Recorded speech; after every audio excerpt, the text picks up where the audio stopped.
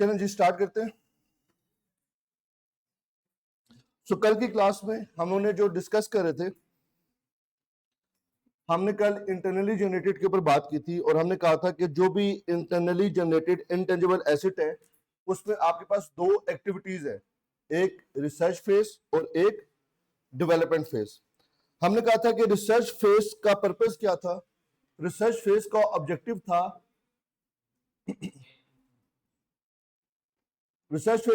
था to gain new knowledge, या आप अपने एग्जिस्टिंग नॉलेज को इंप्रूव करोगे, उसके लिए आप कोई ना कोई एक एक्टिविटी परफॉर्म करोगे।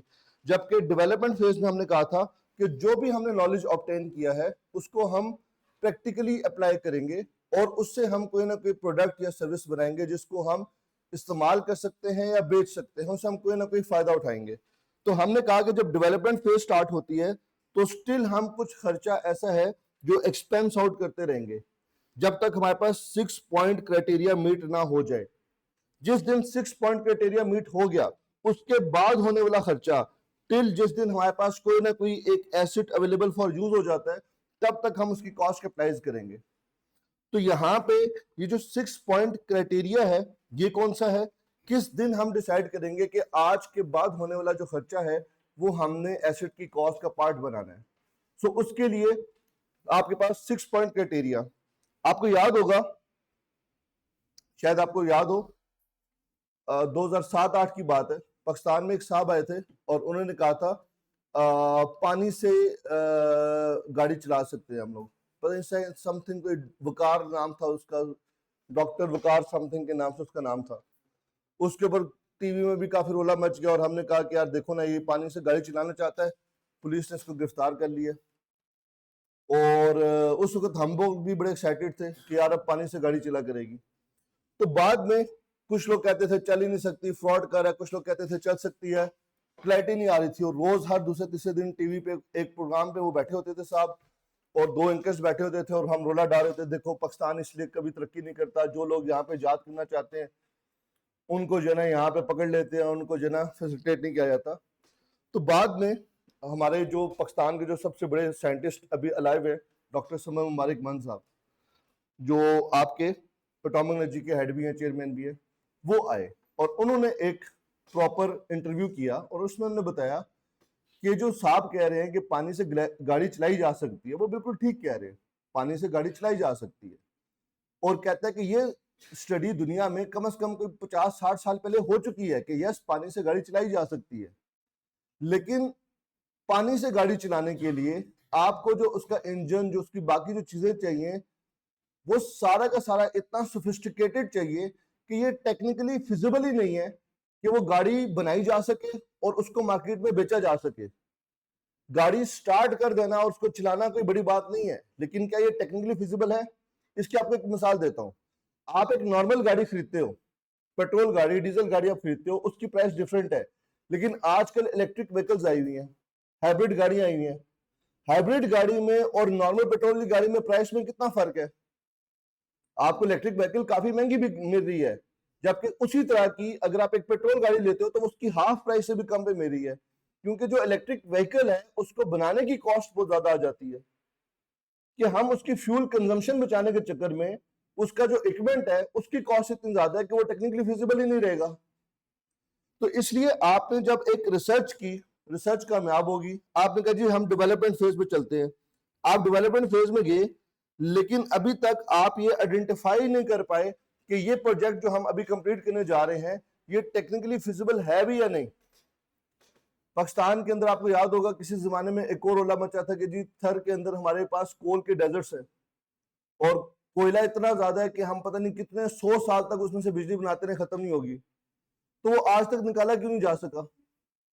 वो इसलिए नहीं निकाला जा सका क्योंकि वो टेक्निकली फिजिबल ही नहीं है उसको निकालना, निकाल कर इस्तेमाल करना। उसको निकाल कर इस्तेमाल करने में जितना फायदा होगा उससे ज्यादा उसकी कॉस्ट लग जाएगी। तो जब भी आप किसी प्रोजेक्ट को स्टार्ट करते हो तो प्रोजेक्ट स्टार्ट करते हो तो आपको आइडिया नहीं होता कि ये टेक्निकली फिजिबल है भी या नहीं। विद टाइम ग्रेजुअली आपको पता चला कि हाँ टेक्निकल फिजिबल हो चुका है या नहीं हुआ, आप प्रोजेक्ट स्टार्ट कर चुके होते हो। लेकिन आप अपने पास उस कॉस्ट को तब तक कैपिटलाइज नहीं करोगे जब तक आपके पास टेक्निकली फिजिबल हो जाए। अब टेक्निकली फिजिबल होने का मतलब क्या है?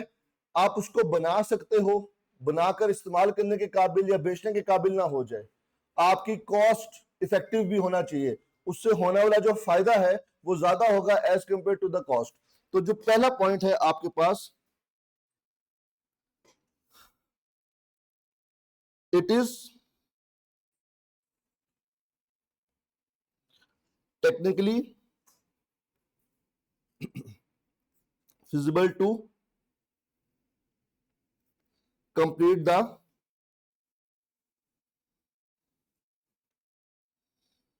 development project।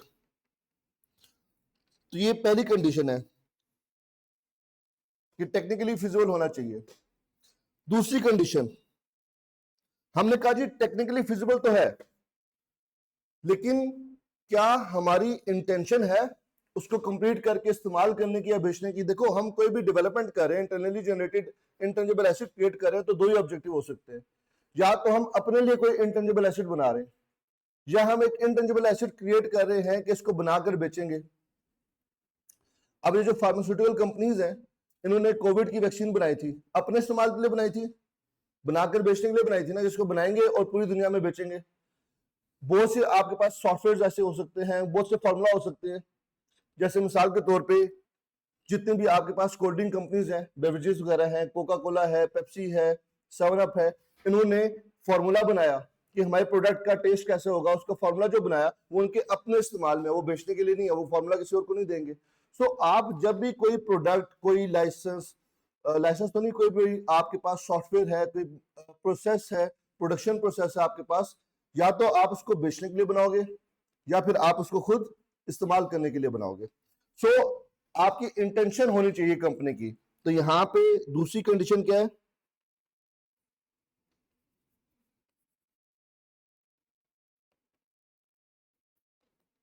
Company intends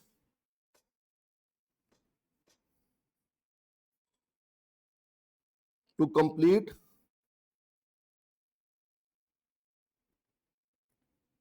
development of asset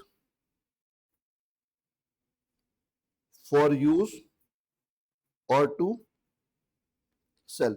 ये यहां पे फोकस जो है वो कंपनी की इंटेंशन के ऊपर है कि आपकी इंटेंशन भी है या नहीं, कि हम इसको बनाकर बेचेंगे या इसको हम बनाकर खुद इस्तेमाल करेंगे। तीसरी चीज कि अगर मैं इसको बना लूं तो ये इस्तेमाल के काबिल भी होगा या नहीं, या अगर मैं बेचने के लिए बना रहा हूं तो ये बेचने के काबिल भी होगा या नहीं। The asset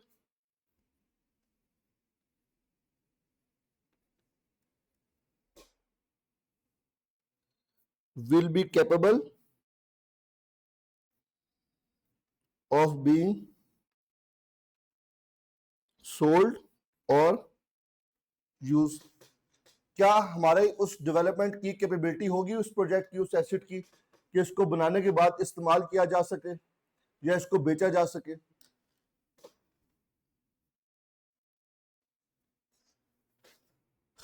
future economic benefit, ये तो टिपिकल आपका रिकग्निशन क्राइटेरिया है कि आप जो भी एक एसेट बना रहे हो उसकी फ्यूचर इकोनॉमिक बेनिफिट प्रोबेबल है या नहीं है। तो यहां पे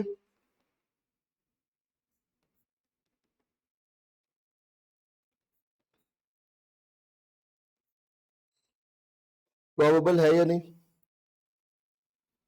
ये वाला पॉइंट बड़ा इंपॉर्टेंट है कि जो भी प्रोजेक्ट आप बनाने जा रहे हो, क्या उसके लिए आपके पास रिसोर्सेज अवेलेबल है?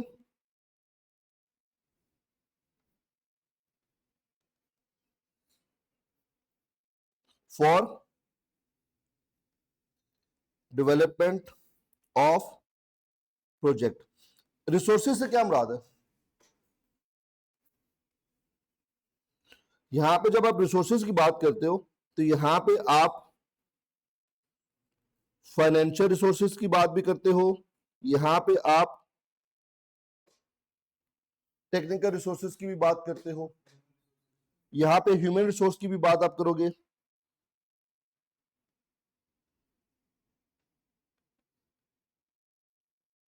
तो रिसोर्स का मतलब सब कुछ है। आपके पास वो इक्विपमेंट मौजूद है जिससे आप ये प्रोड्यूस करोगे, आपके पास वो ह्यूमन ब्रेन्स मौजूद है, वो ह्यूमन रिसोर्स मौजूद है, फाइनेंशियली वायबल है या नहीं है। तो ये रिसोर्सेज का मतलब सिर्फ फाइनेंशियल नहीं होगा, यहाँ पे हर तरह का रिसोर्स है उस प्रोडक्ट को डेवलप करने के लिए। तो क्या आपके पास उसका रिसोर्स भी अवेलेबल है जिससे आप ये सारी डेवलपमेंट करोगे? मुझे पता चलेगा कि यस टेक्निकली फिजिबल है, बन सकता है, मैं बनाना भी चाहता हूँ, कंपनी बनाकर इसको इस्तेमाल कर सकती है, कैपेबिलिटी भी है बनाने की, उसके बाद फ्यूचर इकोनॉमिक बेनिफिट भी होगा, लेकिन कुछ रिसोर्सेज हैं जो अभी तक अवेलेबल नहीं है। तो जब तक वो रिसोर्सेज अवेलेबल नहीं होते तब तक वो एसेट बन ही नहीं सकता। तो तब तक जो भी खर्चा होता जा रहा है वो एक्सपेंस आउट होता जा रहा है। और लास्ट पॉइंट वो भी आपके पास सिंपल है कि इसकी जो कॉस्ट है वो रिलायबली मेजरेबल होनी चाहिए। तो ये 6 पॉइंट क्राइटेरिया है। जिस दिन ये सारे के सारे, जिस दिन 6 के 6 पॉइंट ऑफ क्राइटेरिया मीट हो जाएगा, उस दिन के बाद से जो होने वाला खर्चा है वो आपके पास एसेट की कॉस्ट का पार्ट बनेगा। उससे पहले होने वाला खर्चा स्टिल एक्सपेंस आउट होता रहेगा इवन इफ डेवलपमेंट फेज चल रही है। और जो खर्चा एक बार एक्सपेंस आउट हो गया वो दोबारा कभी भी कैपिटलाइज नहीं हो सकता। ये बात समझ आ गई? जहां तक कोई इशू? तो ये था जी आपके पास रिसर्च फेज और डेवलपमेंट फेज। यहां पे कोई क्वेश्चन है तो बताओ।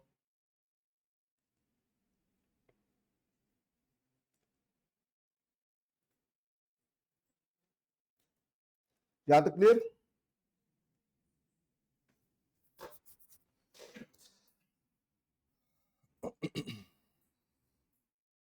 सो हमने जब स्टार्ट किया था तो हमने कहा था कि हमारे पास कोई भी जो एसिड रिलेटेड स्टैंडर्ड है, सबसे पहले आप उसको डिफाइन करते हो स्कोप। हमने उसका स्कोप डिफाइन किया, उसका रिकग्निशन क्राइटेरिया डिफाइन किया और इनिशियल मेजरमेंट। IS 38 में जो चेंज था आपके पास वो था इनिशियल मेजरमेंट को लेके कि आप इनटेंजिबल एसिड को इनिशियली कैसे मेजर करोगे। और हमने कहा कि इनिशियल मेजरमेंट के लिए हमारे पास 5 तरह से किसी भी एसिड, इनटेंजिबल एसिड को एक्वायर किया जा सकता है।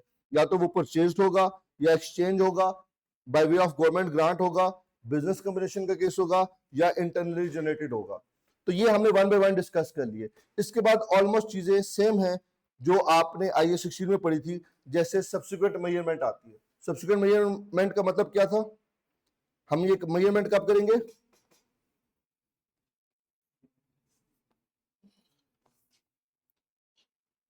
इनिशियल मेजरमेंट के बाद अब जब कभी भी एसिड को रीमेजर किया जाएगा तो उसको क्या बोला जाएगा? Subsequent measurement. नॉर्मली हम ईयर एंड पे एसिड को रीवैल्यू करते हैं, दोबारा से उसकी वैल्यू को मेजर करते हैं ताकि हम अपने पास स्टेटमेंट ऑफ फाइनेंशियल पोजीशन के अंदर प्रेजेंट कर सकें कि ये एसिड की वैल्यू क्या है। IS 38 हमेशा सब्सिक्वेंट मेजरमेंट के लिए आपके पास मॉडल अवेलेबल होते हैं। अगर आपको IS 16 याद है तो 2 मॉडल अवेलेबल थे, कॉस्ट मॉडल और IS 40 याद है तो वहां पे भी 2 मॉडल अवेलेबल थे, एक कॉस्ट मॉडल और दूसरा फेयर वैल्यू मॉडल था। सो हर स्टैंडर्ड के अंदर आपके पास सब्सिक्वेंट मेजरमेंट के लिए कुछ मॉडल्स अवेलेबल होते हैं। IS 38 के अंदर सेम वही कॉस्ट मॉडल अप्लाई किया जाता है और यहां पे वही रीवैल्यूएशन मॉडल जो आपके पास सेम IAS 16 में अडॉप्ट किया गया था। मॉडल्स वही हैं, डिफरेंट स्टैंडर्ड्स के अंदर इस्तेमाल हो रहे होते हैं। कॉस्ट मॉडल क्या कहता है? एसिड को किस तरीके से वैल्यू करना है? Acid must be at its historical cost,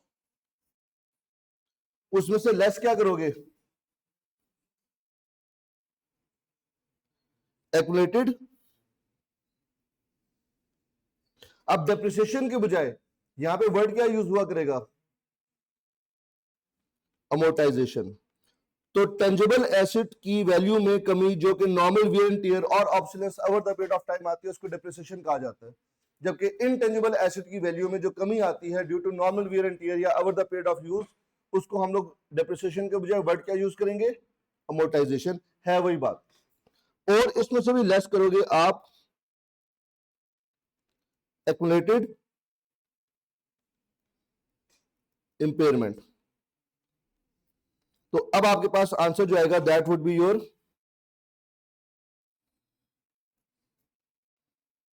carrying value, ये आपके पास कैरिंग वैल्यू आ जाएगी। इसी तरह अगर आप रिवैल्यूएशन मॉडल की बात करते हो तो यहां पे कहते हैं कि asset must be at its fair value,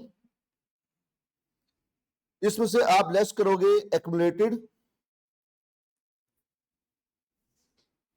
amortisation और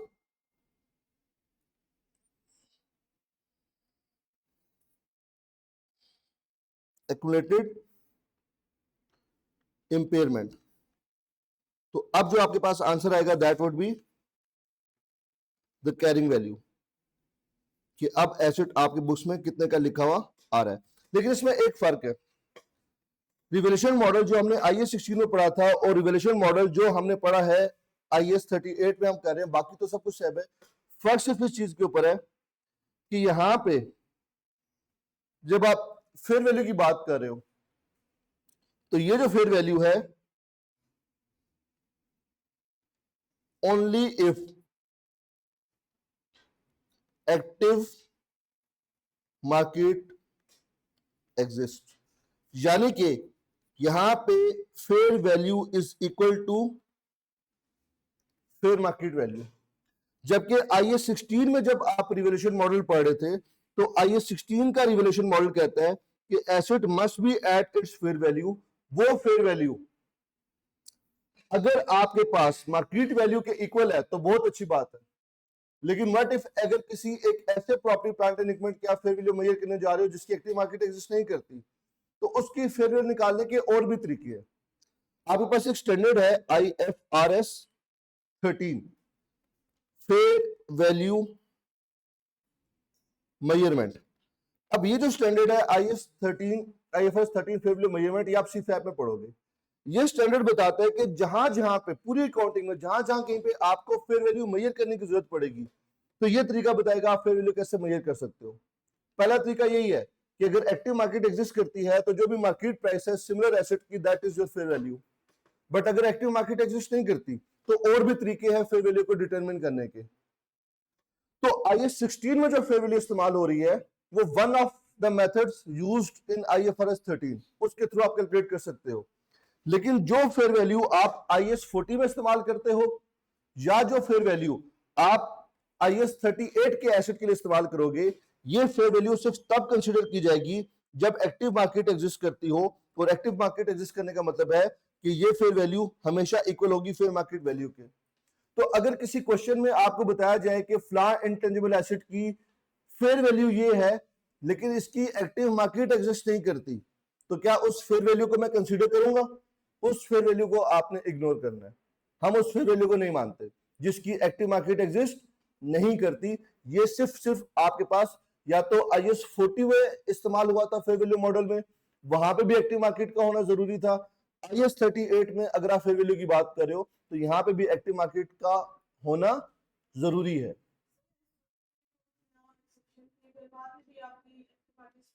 वो कंस्ट्रक्टेड एसेट के लिए था कि ड्यूरिंग कंस्ट्रक्शन आपके पास प्रॉपर्टी की फेयर वैल्यू मार्केट वैल्यू अभी अवेलेबल नहीं होती क्योंकि अभी तो कंस्ट्रक्शन चल रही है, तो हम कॉस्ट पे रख सकते हैं।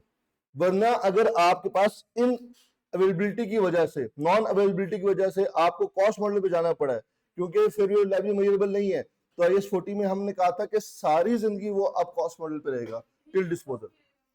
क्या चीज नहीं, इसकी तो कभी भी फेयर वैल्यू हो सकती है, एक्टिव मार्केट डेवलप हो सकती है। वो तो मर्जी आपकी पॉलिसी है कि आप चाहो तो कॉस्ट मॉडल पे रखो, चाहो तो रिवैल्यूएशन मॉडल पे लेके जाओ। ठीक हो गया? यहां तक समझ आया? अब इन दोनों के अंदर जो कॉमन बात है वो क्या है? जो नई बात है वो क्या है? अमोर्टाइजेशन। कॉस्ट हमें पता चलेगी क्या है, फेयर वैल्यू का हमें पता क्या है, इंपेयरमेंट IAS 36 हम पढ़ के आए हुए। तो हम यहां पे भी बात कर लेते हैं जी अमोर्टाइजेशन की। अमोर्टाइजेशन क्या होती है, कोई बताएगा? Amortisation and impairment.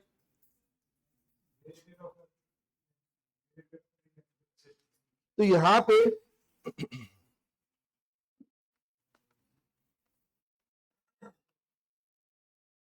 पहले बात कर लेते हैं अमोर्टाइजेशन की, फिर बात करते हैं इंपेयरमेंट की। अमोर्टाइजेशन क्या होती है बताएं जी?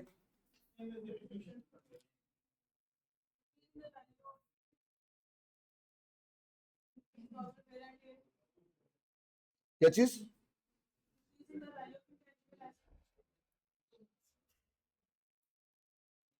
Decrease in value of intangible asset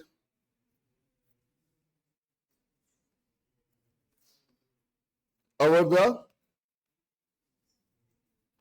period of use.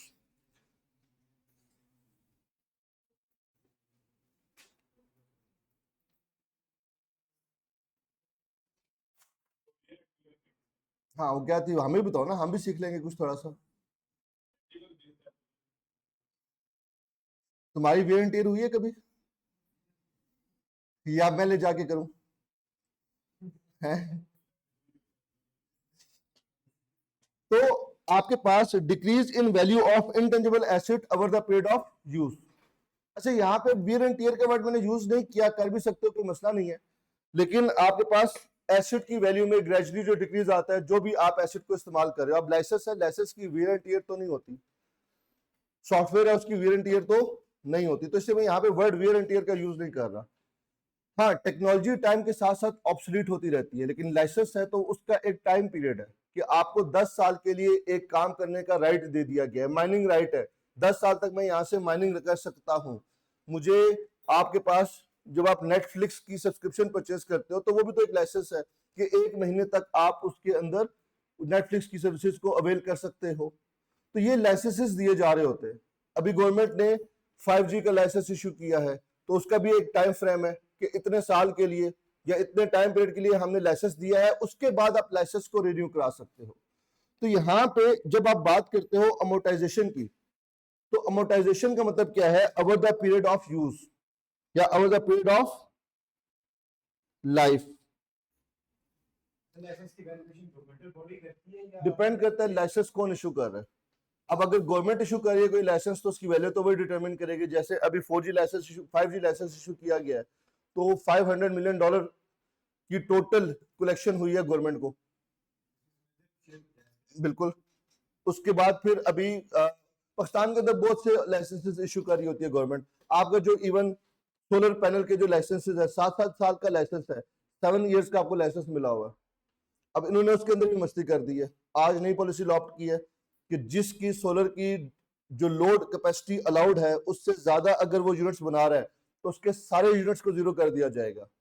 या तो लोड बढ़ाओ, उसके लिए आप एक्स्ट्रा पैसे दोगे आईएएस को जाके, जो भी आपकी वहां पे कंपनीज है इलेक्ट्रिक वाली, या फिर अपनी जो एक्स्ट्रा प्लेटें हैं वो उतारो।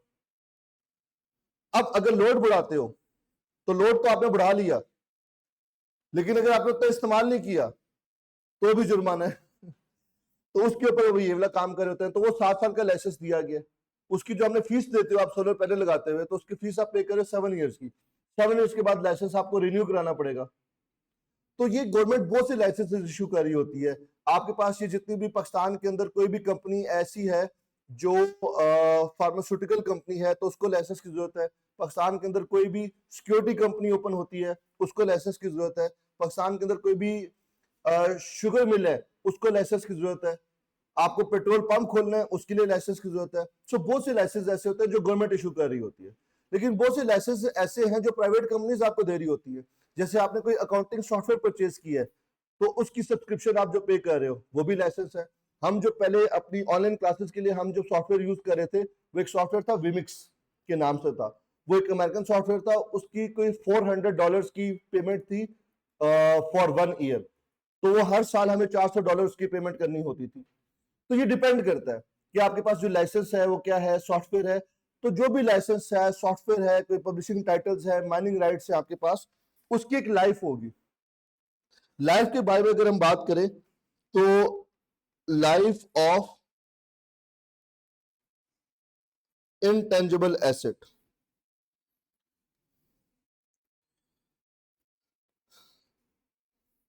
यहां पे जो लाइफ है वो आपके पास टाइम के ऊपर डिपेंड करती है कि कितने साल होगी। तो यहां पे लाइफ को 2 तरह से स्प्लिट किया गया है।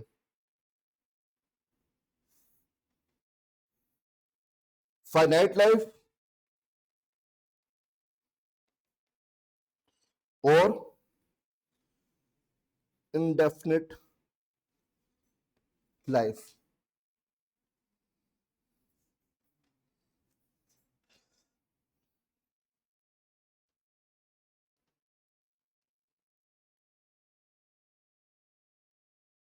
फाइनाइट लाइफ और इनडेफिनेट लाइफ का मतलब क्या है, ये बताएगा? जो नोन है आप इसको डिफाइन कर पा रहे हो, 5 साल, 10 साल, 30 साल, 300 साल, 3000 साल, आप डिफाइन कर पा रहे हो। इनडेफिनेट का मतलब क्या है, हो सकता है कि एसेट 2-3 साल से ज्यादा ना चले, लेकिन मैं डिफाइन नहीं कर पा रहा कि इसकी लाइफ कितनी है, इससे कितना इकोनॉमिक बेनिफिट हो सकता है। जैसे लैंड है, लैंड की लाइफ इनडेफिनेट है, आप उसे आइडेंटिफाई नहीं कर सकते, डिफाइन नहीं कर सकते कि हमें कितने टाइम पीरियड तक फायदा पहुंचा सकती है, वो इनडेफिनेट थी, तो उसको हम अमोर्टाइज नहीं किया करते, डेप्रिशिएट नहीं किया करते थे। इसी तरह अकाउंटिंग के अंदर जो जो आपके पास इंटेंजिबल एसेट इनडेफिनेट लाइफ के साथ है, तो इसके ऊपर आप कोई भी अमोर्टाइजेशन चार्ज नहीं करोगे। और अगर आपके पास फाइनाइट यूजफुल लाइफ है तो यस, इसको अमोर्टाइज करोगे, और अमोर्टाइज करने के आपके पास दो ऑप्शन है, अमोर्टाइज अवर यूजफुल लाइफ, चाहे आप इसको अमोर्टाइज करो स्ट्रेट लाइन मेथड से, या फिर इसको आप अमोर्टाइज करो रिड्यूसिंग बैलेंस मेथड से। अब मनाबी का नाम ब्रांड है ना, अब ये कितने साल के लिए हमें फायदा पहुंचाएगा? हो सकता है 1 साल, 1 साल बाद बंद हो जाए, हो सकता है 40 साल चलता रहे, हो सकता है 30 साल चलता रहे, हम डिफाइन नहीं कर पा रहे। अगर हम इसको डिफाइन कर लें तो हम इसको मोटाइज कर लें, हम डिफाइन नहीं कर पाएंगे कि कितने साल, 10 साल चलेगा, 15 साल चलेगा, 30 साल चलेगा, कितने साल चलेगा, हम डिफाइन नहीं कर पा रहे। जब डिफाइन नहीं कर पा रहे तो ये मोटाइज नहीं होगा। इसकी मिसाल फिर वो लैंड वाली है, जिससे लैंड के ऊपर डिप्रिसिएशन चार्ज नहीं करती, तो वो इंटेंजिबल एसेट जैसे कोई गुडविल है, कोई ब्रांड है, बहुत से ब्रांड ऐसे हैं कि आपको एक ब्रांड है वो आपने 10 साल के लिए खरीदा तो आप उसको 10 साल पे मोटाइज करोगे, लेकिन अगर एक आपने ब्रांड खरीदा जिसकी लाइफ नहीं है, वो बस अब आपका हो गया पक्का पक्का, आप उस ब्रांड को आप 2 साल इस्तेमाल करो, 300 साल इस्तेमाल करो, वो आपका है, आप उसकी लाइफ डिफाइन नहीं कर पा रहे तो उसको मोटाइज नहीं करेंगे। और अगर आप इसको मोटाइज करना है तो over the life straight line method या रिड्यूसिंग बैलेंस मेथड से इसको मोटाइज करेंगे। यहां पे एक और छोटा सा इश्यू आता है कि अगर आप टैक्स की बात करो, टैक्स याद है कैफ टू, वहां पे जब इनकम फ्रॉम बिजनेस की हम बात करते थे तो एक तो टैक्स डिप्रिसिएशन वाली बात थी ना, एक टैक्स अमोर्टाइजेशन भी तो होती थी। वहां पे क्या रूल बताया गया था कि वो एसेट्स जो इनडेफिनिट यूजफुल लाइफ वाले हैं उनके ऊपर टैक्स अमोर्टाइजेशन कितनी लॉ होती थी? 15 साल थी, आई गेस 15 ईयर्स हुआ करती थी। पहले 25 साल थी, बाद में फिर मेरे ख्याल से 15 साल कर दी गई थी, शायद 15 साल ही थी मेरे ख्याल से। वो टैक्स पॉइंट ऑफ व्यू से थी, अकाउंटिंग वाला कहते हैं कि इसमें कोई अमोर्टाइजेशन नहीं होगी। अच्छा, अब व्हाट अबाउट इंपेयरमेंट?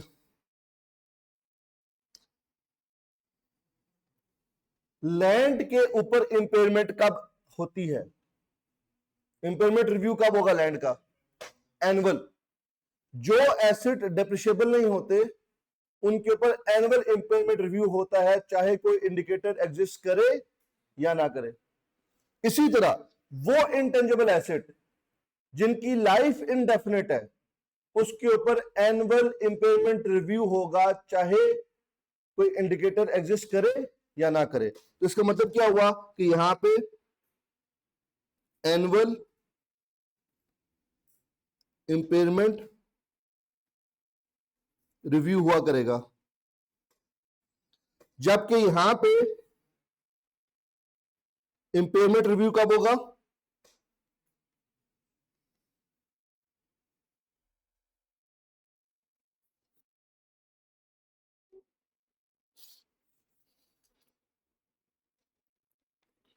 if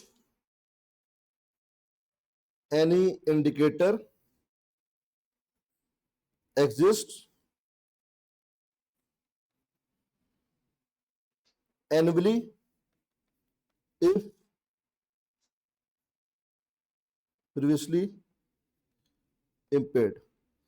तो जो अमोर्टाइजेबल इंटेंजिबल एसेट है उनका फर्स्ट टाइम इंपेयरमेंट रिव्यू तब होगा जब कोई इंडिकेटर एग्जिस्ट करता है, और अगर एक बार कोई भी इंटेंजिबल एसेट इंपेयर हो चुका है तो फिर उसका एनुअल इंपेयरमेंट रिव्यू होगा, बेशक इंडिकेटर एग्जिस्ट ना करता हो। वो सेम रूल है IAS 36 के जो आपने वहां पे पढ़े थे, इसमें कोई चेंज नहीं है। लास्ट इंपॉर्टेंट बात कि यहां पे जब आप लाइफ की बात करते हो, लाइफ ऑफ इंटेंजिबल एसेट की बात करते हो, तो यहां पे आपके पास तीन तरह की लाइफ आपको देखने को मिलेंगी। एक है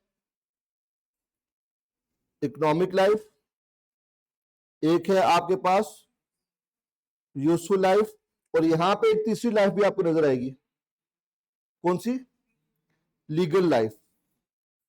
क्योंकि जहां पे जब आप सॉफ्टवेयर की बात करते हो, जब आप लाइसेंस की बात करते हो, तो लाइसेंस इशू करने की वाली जो अथॉरिटी है वो लाइसेंस इशू करती है, तो वो आपको एक टाइम पीरियड अलाउ कर देती है कि यार हम आपको इतने साल का लाइसेंस दे रहे हैं, 3 साल का, 4 साल का लाइसेंस दे रहे हैं, वो आपकी लीगल लाइफ है। और वो साथ कहते हैं कि यार आपको हम 3 साल के लिए लाइसेंस दे रहे हैं, लेकिन ये एक्सटेंड किया जा सकता है after paying a nominal fee. Life बढ़ सकती है। मिसाल के तौर पे मैं फॉर एग्जांपल बात कर रहा हूं कि आपके पास एक आपने लाइसेंस लिया है जिसकी यूजफुल लाइफ आप कह रहे हो कि यार मैं इससे 10 इयर्स के लिए फायदा उठा सकता हूं। हम इकोनॉमिक बेनिफिट कितने टाइम के लिए हो सकते हैं? 10 साल के लिए। लेकिन जो उसकी लीगल लाइफ है वो है आपके पास 5 इयर्स। तो अब आप अमोर्टाइजेशन कितने पे चार्ज करोगे? 10 सालों पे या 5 साल पे? 5 साल पे। व्हाट इफ लीगल लाइफ को आप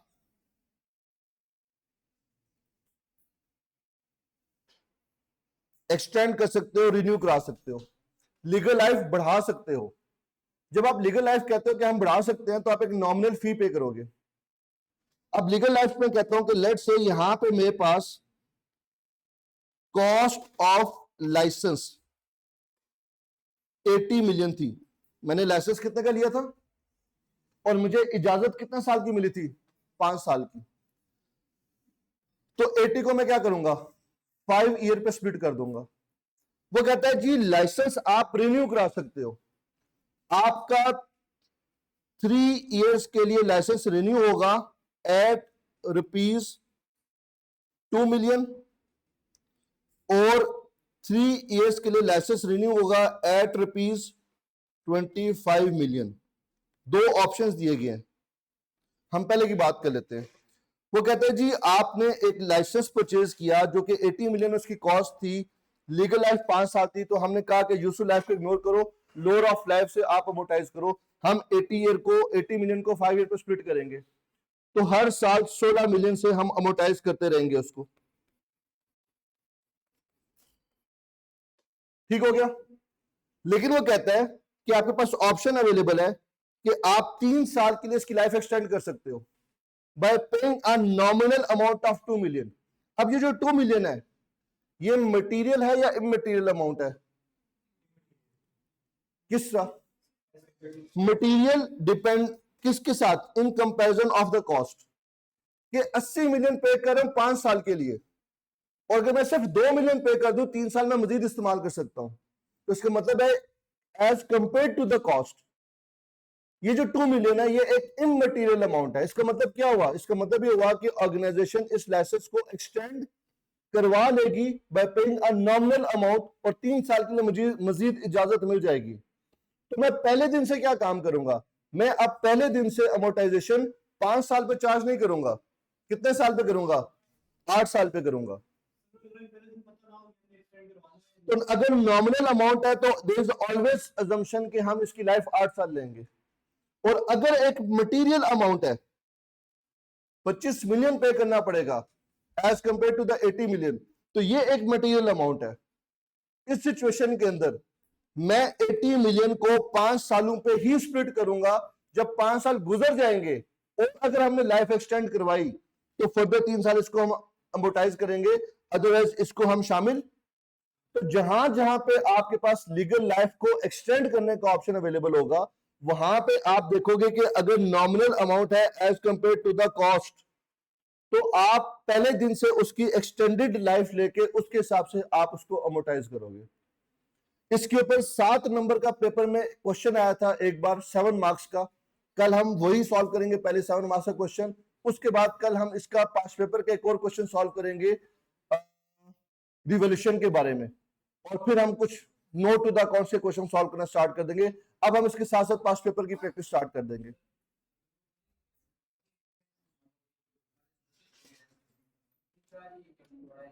बेशक 4 ही है।